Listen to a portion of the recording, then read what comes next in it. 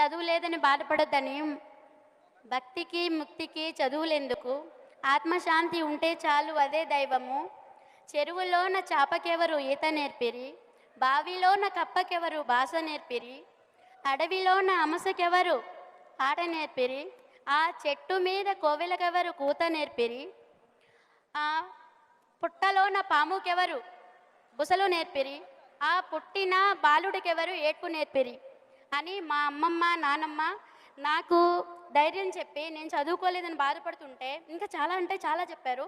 కానీ చదువు ఒక్కటే కాదు, నీ ఆత్మవిశ్వాసం ముందర పని అనేది నేర్చుకుంటే మనం చేసిన దానికి ప్రతిఫలం ఆశించకుండా ముందుకు వెళ్తే అంతా మంచిగా జరుగుతుందని చెప్పారు. కానీ నిజంగా నేను ఎప్పుడూ ఇలా ఎక్స్పెక్ట్ చేయలేదు. కానీ వాళ్ళు చెప్పింది పెద్దల మాట వింటే అది ఎప్పటికైనా సరే విజయమని నా విషయంలో ప్రూవ్ అయింది.